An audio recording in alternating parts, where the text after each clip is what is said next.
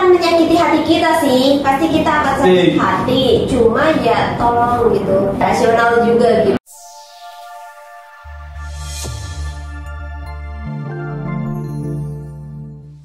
Selamat pagi University, welcome back bersama kita. Di sini saya Ratih, tentunya tidak sendiri, tapi di sini saya sudah ditemani oleh Mas Agung Prasetyo, Anggisa Fitri. Di sini ada double A ya guys. Nah, hari ini kita akan melanjutkan untuk membedah salah satu buku yang berjudul Mindset dengan subbab lebih jauh tentang perubahan. Oke, Mbak Anggi, Mas Agung, boleh dong dikasih spill dikit menurut Mas Agung dan Mbak Anggi, perubahan itu apa sih? perubahan itu terkadang kedengaran mudah sih kalau kita berubah itu. Kita belajar tentang mindset, gitu kan? Kita kita bahas itu tentang perubahan mindset. Nah, tumbuh tampak dalam mengajar seseorang itu berbeda-beda. Untuk menghadapi tantangan atau bersikap gigih itu sebenarnya tidak mudah sih. Yang ditanya pula diri tentang perubahan, bagaimana kita menyikapi diri kita sendiri, mencari jati diri, terus bersikap gigih, tenang, sabar, menerima tantangan. Itu sih bakal berubah juga dalam diri kita. Itu sih dari saya. Perubahan itu kalau menurut saya, misalnya dari yang kita tidak biasa seperti menjalani hari-hari yang kemarin, terus menjalani hari yang bangun pagi atau hal semacamnya. Dan kali ini kita akan membahas tentang perubahan. Pada sebab ini penulis sudah menyinggung tentang perubahan nih, bahwasanya perubahan itu adalah bukan sesuatu hal yang mudah gitu. Pasti namanya perubahan, kita akan merubah juga pola pikir kita, yang mana yang dari mindset kita yang tetap akan berubah menjadi mindset tumbuh. Nah, boleh dong diceritain pada sebab ini sang penulis kasih tahu apa aja sih ke Mbak Anggi dan Mas Agung? Kalau yang saya tangkap dari tentang buku ini lebih jauh tentang perubahan itu, kita tuh merubah budaya kita yang sebelumnya. Benar kata Mbak Anggi itu kayak hari sebelumnya itu kita tuh ngelakuin yang misalkan bangun siang, tiba-tiba kita harus berubah bangun pagi gitu. Nah, di sini tuh kita dikasih pelajaran tentang kayak harus menghadapi kritikan, harus menghadapi tantangan, bersikap gigih, terus kita tuh harus kayak merubah mindset kita gitu. Mindset itu kan terkadang itu orang mindset kayak udah kita jalanin aja gitu, kayak kita lurus aja kayak air mengalir aja gitu. Nah, kita tuh harus berubah mindset, terus kita juga harus berubah budaya kita ke tempat yang baru. Kalau kata psikolog Karen Horney, dia itu bekerja pada pertengahan tahun 1900. Dia itu mengusulkan teori-teori tentang perkembangan emosi anak-anak. Mereka percaya ketika anak kecil merasa tidak diterima oleh orang tua, itu terkadang tuh anak itu kayak kita kan diomelin, kita kadang-kadang sebagai anak itu nggak senang gitu, kayak nggak terima gitu. Padahal itu yang diomelin sama orang tua itu kadang itu buat kita, mindset kita tuh bertumbuh gitu, bukannya stuck di situ aja. Terus kalau kata psikolog Horney juga itu mengusulkan agar anak-anak tidak melakukan atau menciptakan bayang-bayangan dirinya itu yang terlalu mencekam buat dirinya. Itu sih yang saya tangkap dari psikolog Karen Horney. Oke, yang pertama tadi Mas Agung menyinggung bahwasanya melakukan perubahan itu kita harus berani menerima kritikan. Nah, di sini sang penulis juga menceritakan bahwa dia punya seorang mahasiswa yang biasanya membuat makalah mengenai pendidikannya. Terus kemudian suatu hari dia mengirimkan makalah tersebut atau riset ke sebuah perusahaan yang supaya jurnal tersebut tuh tayang. Kemudian di tempat tersebut pasti jurnal yang dibikin oleh mahasiswa ini kan diolah lagi, pasti akan ada revisi dan kritik-kritik supaya ada revisian tersebut.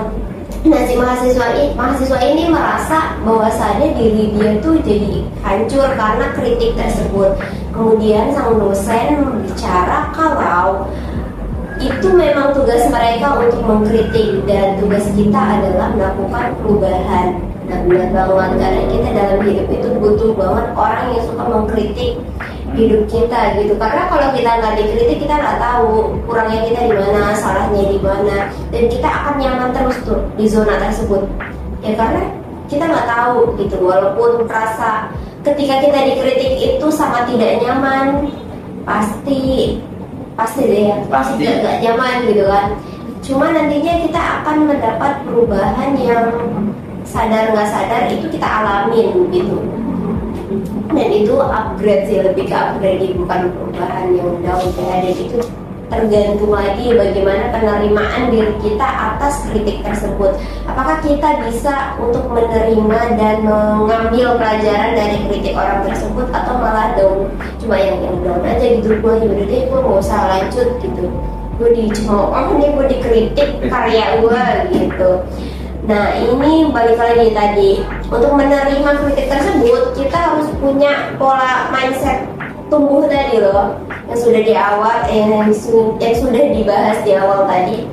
Kalau kita nggak punya mindset tumbuh, kita nggak akan bisa tuh punya penerimaan atas kritik-kritik, saran-saran dari orang lain. Ya udah, lu punya mindset yang tetap fix mindset tuh, ya udah gitu, lu nggak akan bisa kemana-mana, lu udah harus stuck di situ aja, stuck di posisi lu saat itu gitu. Nah kemudian tadi juga Mas Agung bilang bahwasannya di sini penulis menceritakan dari psikolog Carol Horney dan Carl Roger bahwasannya kalau perkembangan emosi anak-anak ini tergantung dengan bagaimana kecemasan dari orang tua ya. Iya. Kecemasan dari orang tua. Semakin kita mungkin mengistilahkannya itu seperti semakin kita mencemaskan hal-hal di hidup kita yang sebenarnya tidak secemas itu harusnya gitu, malah itu akan membuat kita menjadi gak maju gitu. Nah kalau dari Mbak Anggi nih, poin yang didapat dari bab ini gimana Mbak? Itu ketika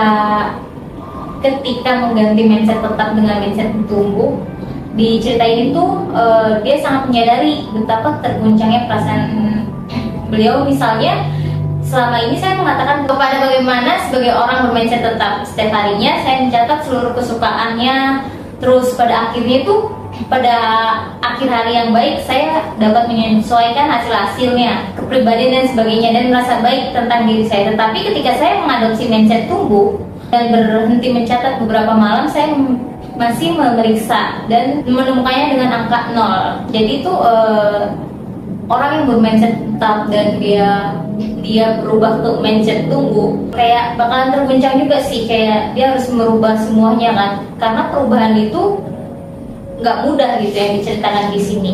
Oke, kalau tadi pembahasan dari Mbak Anggi bahwasanya perubahan mindset tetap atau fix mindset ke growth mindset itu sangat lumayan mengguncang diri kita. Simpelnya adalah ketika kita nih orang normal terus coba-coba untuk nulis pakai tangan kiri, apa rasanya? Pasti terguncang, nggak nyaman, pasti ada rasa yang pengen ganti tangan kanan aja deh gitu daripada tangan kiri. Terus kalau misalnya biasanya Mas Agung apa nih kebiasaannya yang pengen dirubah? Kalau biasanya sih ya ini. Misalnya bangun pagi ya. Bangun pagi paling susah. Misalnya biasa Mas Agung tuh bangun jam 6, tiba-tiba ketika bulan puasa nih harus bangun jam 4, akan nggak terguncang tuh diri dia. Pasti dia bangun sambil marah-marah begini atau malah nggak sahur.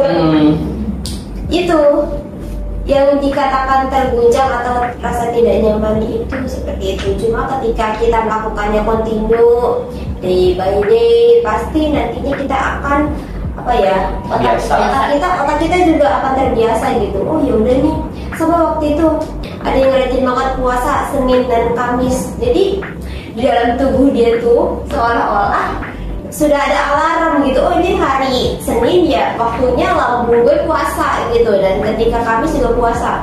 Dan ketika dia di hari Senin dan Kamis tidak berpuasa, itu tuh rasanya aneh katanya di tubuh dia. Betul ya Mbak Andi ya? Iya katanya aneh. Nah itu juga termasuk dari mindset kita gitu. Nah ketika kita sudah punya mindset yang tumbuh, maka kita akan maju, sukses. Terus kayak dapat pelajaran dari Jadi dia mindset nggak yang stuck di sekolah. Iya. Iya, dan kita pasti punya habit-habit yang bagus seperti yang sudah kita bahas di buku Atomic Habit yang lalu. Nah, oke, kesimpulannya boleh dong Mas Agung, Mbak Anggi, kesimpulan dari pembahasan kali ini. Kalau menurut saya itu kesimpulan dari buku ini itu cukup menarik ya, soal mindset, terus soal perubahan. Banyak yang saya pelajari dari buku ini, yang saya dapat bahkan kayak kita tuh tentang harus menerima, benar kata Bu Rati itu harus menerima kritikan. Terkadang itu orang itu nggak menerima kritikan apa yang kita kritikan gitu. Contohnya kayak misalkan kita ngasih pendapat, nah kita dikritik itu, terkadang tuh dari kita apaan sih gitu. Padahal kayaknya ketika apa yang kita sampaikan benar, padahal di lapangan yang orang lain lakukan itu nggak sesuai. Nah makanya yang mindset mau berubah itu, mau bertumbuh itu adalah menerima kritikan dan menerima masukan gitu, kayak dari teman-teman lah. Kebanyakan itu biasa itu kalau kritikan itu dari teman sih biasanya. Oke. Sama seperti Mas Agung, jadi jangan menutup diri sendiri dengan masukan-masukan yang lainnya. Oke, dua-duanya sama ya teman-teman. Di sini mereka berkesimpulan bahwa kita harus membuka diri atas kritik-kritik yang pasti akan menyakiti hati kita sih. Pasti kita akan sakit hati. Cuma ya tolong gitu. Kayak apa ya, rasional juga gitu. Kita nggak akan bisa berubah tanpa kritikan tersebut. Nah, kalau menurut teman-teman Semanggi seperti apa nih? Bagaimana perubahan menurut teman-teman Semanggi? Kemudian apa teman-teman Semanggi sudah melakukan perubahan tersebut? Nah, sampai jumpa di pertemuan selanjutnya. Semoga materi kali ini bisa bermanfaat dan kita aplikasikan bersama-sama. Sampai jumpa.